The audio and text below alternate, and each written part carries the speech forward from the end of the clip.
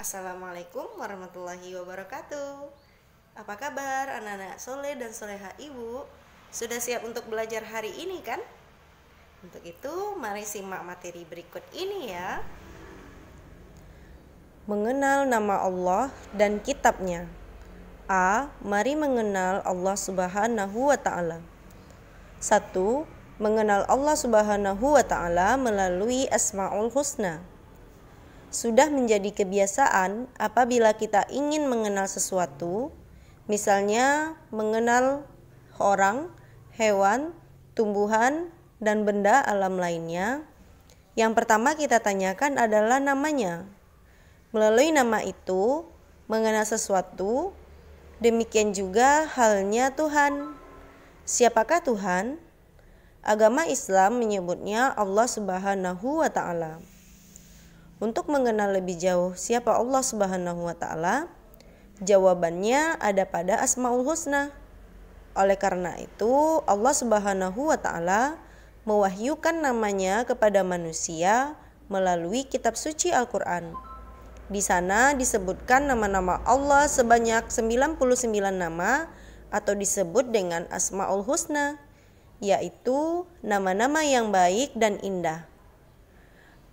Adapun pelajaran Asmaul Husna di kelas 5 ini dibatasi hanya 4, yaitu Asmaul Husna, Al-Mumit, Al-Hayyu, Al-Qayyum, dan Al-Ahad. Untuk itu, anak-anak ibu yang ibu sayangi, mari simak penjelasan ibu berikut ini agar anak-anak memahami tentang Asmaul Husna, Al-Hayyu, Al-Mumit, dan Al-Qayyum. Untuk yang pertama, kita akan bahas dulu Asmaul Husna, Al-Mumit. Al-Mumit mengandung arti yang maha mematikan. Allah Subhanahu wa Ta'ala telah berfirman, "Setiap yang bernyawa pasti mati." Oleh karena itu, kematian tidak dapat dihindari manusia. Kematian bukanlah sesuatu yang ditakuti. Akan tetapi, kematian adalah tangga menuju kebahagiaan abadi. Berikutnya adalah Al-Hayyu, yang artinya adalah yang maha hidup. Mengandung arti bahwa Allah Subhanahu wa Ta'ala hidup kekal selamanya dan yang memberi hidup makhluknya. Hidup atau mati ada di dalam kekuasaan Allah Subhanahu wa Ta'ala. Contoh, berapa banyak orang yang sedang mengalami sakit berat, tapi Allah masih berkehendak memberikan kesempatan untuk hidup. Sebaliknya, sering kita melihat orang tidak sakit, kondisi dalam keadaan sehat walafiat, tiba-tiba saja terdengar sudah meninggal dunia. Penyebabnya bermacam-macam. Ada yang sakit jantung, terjatuh tabrakan atau tertabrak, tenggelam, tertembak, dan sebagainya. Berdoalah kepada Allah Subhanahu wa Ta'ala. Ya Allah, ya Hayyu, wahai Tuhan yang maha hidup, hidupkan kami dalam keselamatan dan kemanfaatan. Berikutnya Al-Qayyum, artinya yang maha berdiri atau mandiri. Mengandung makna bahwasanya Allah Subhanahu wa Ta'ala itu berdiri sendiri untuk selama-lamanya. Allah Subhanahu wa Ta'ala memberikan pendidikan kepada manusia supaya hidup tidak selalu bergantung kepada orang lain. Selanjutnya Al-Ahad, yang Maha Esa. Mengandung arti Allah itu Esa. Perhatikan Al-Quran surah Al-Ikhlas berikut ini. Bismillahirrahmanirrahim. Qul huwallahu ahad. Artinya, katakanlah Muhammad, dialah Allah yang Maha Esa. Disebut pula dengan Al-Mahid, artinya yang Maha Tunggal atau Maha Esa. Tak ada sekutu baginya. Anak-anak ibu yang ibu sayangi, Mari bernyanyi lagu berikut bersama ibu ya. Judulnya Allah Maha Esa. Iramanya lagu nenek moyangku seorang pelaut. Anak-anak ibu tahu irama itu kan? Kalau begitu, mari kita sama-sama menyanyikannya. Allah itu Esa tidak berayah, Allah itu satu tidak beribu, yang menciptakan alam semesta dan tidak ada yang menyamainya. Masya Allah, anak-anak ibu adalah anak-anak yang memang cerdas, dapat menyanyikan lagu dengan baik. Dan anak-anak ibu juga dapat memahami ya maksud dari liriknya, bahwasanya Allah itu adalah Esa anak-anak. Allah tidak ada ayah, tidak ada ibu. Allah itu berdiri sendiri.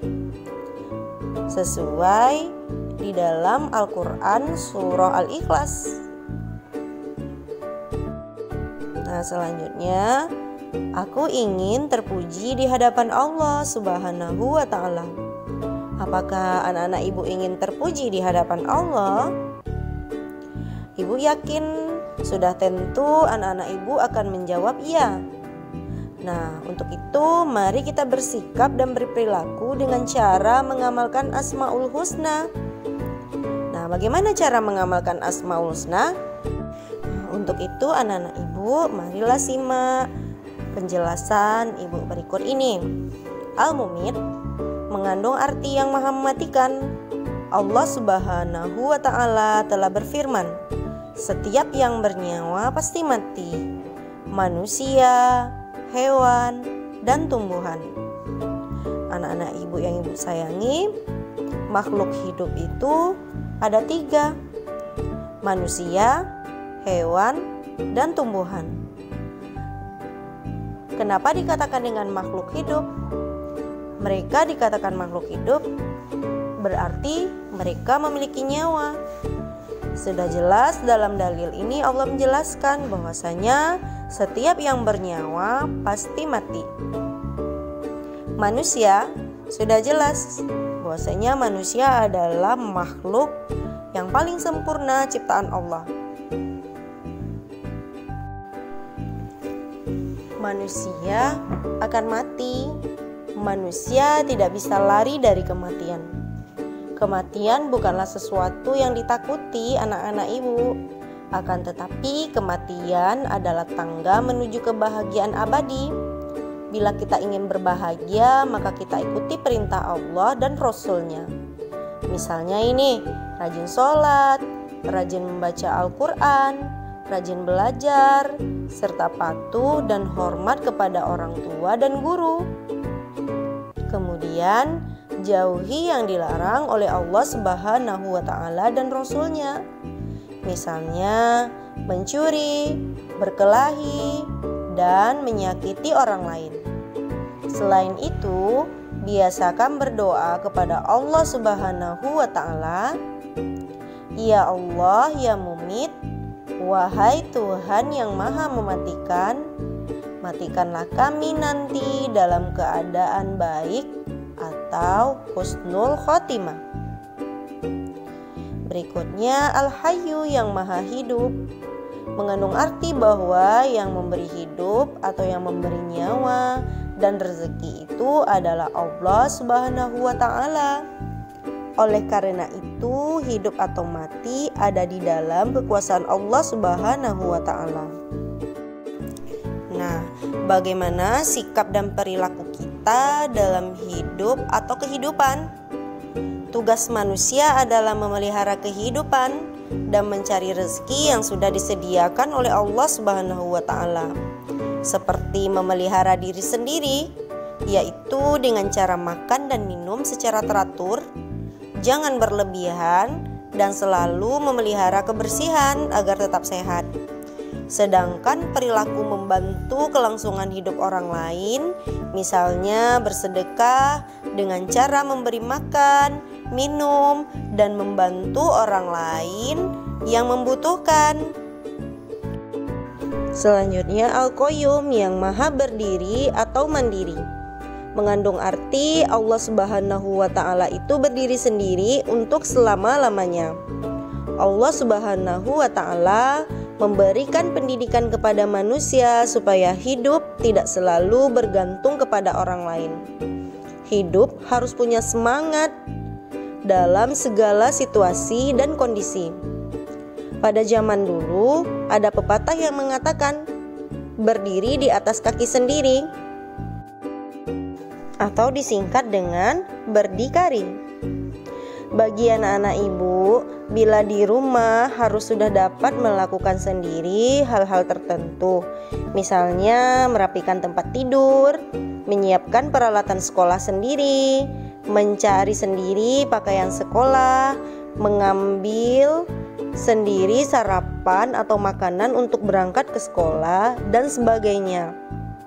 Nah, anak-anak soleh dan soleha ibu, berdoalah kepada Allah selalu, ya Allah, ya Qayyum, wahai Tuhan yang maha berdiri sendiri, jadikanlah hidup kami tidak selalu bergantung kepada orang lain. Anak-anak ibu, selanjutnya Al-Ahad yang maha esa.